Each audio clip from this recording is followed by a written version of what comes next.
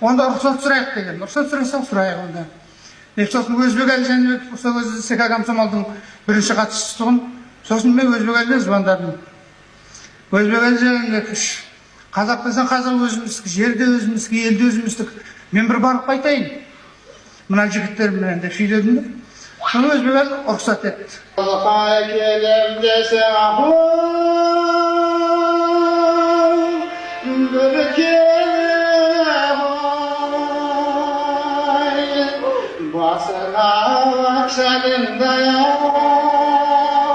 Біздің қазақтың гимні қазір не соответствует деді. Екеуміз оқып жүргенде жаңа менің Қазақстаным сөзін жазған Жұмекен Тоғынбаев.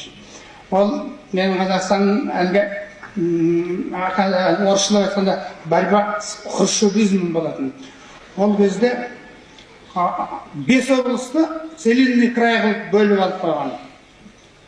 Кейін Ташайнай айқайлағасын оңтүстік край қылды, батыс край бөліп жіберді. Әйтпесе Жамал ағамыз марқұм Омарова соғысуға үйретіп, радиодағы жігіттерге, ол кезде біз студенттерміз, радиодағы жігіттерге айтып күнде беріп тұрыңдар, күнде 2 реттен 3 реттен беріп тұратын менің Қазақстанымды.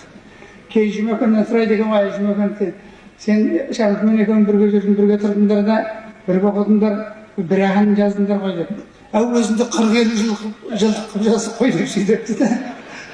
Мұқағали туралы шынында да көп аянышты жағдайлар бар. Оны біреу білмейді. Мұқағали мұнда жақсылықтың бірінде көрген емес.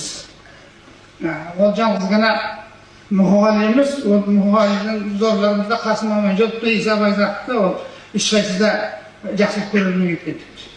Сіздер менің көзім тірісінде училищенің атын беріп жатырсыздар, аяқты мектептің атын беріп жатыр. Сонында сіздерге айтпақшымын, мына Жетісайдағы Мәдени ағарту училищесіне менің атымды бергендеріңізге үлкен рахмет. Үлкен рахмет. Сондықтан бұл сол жетісайлықтардың алдында Құтты болыңыз, Шәкен мықты.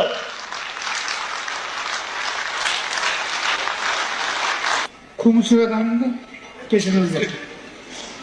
Сол жетісайлықтардың ортасында келіп қазір құрметті азамат болып тұрмын.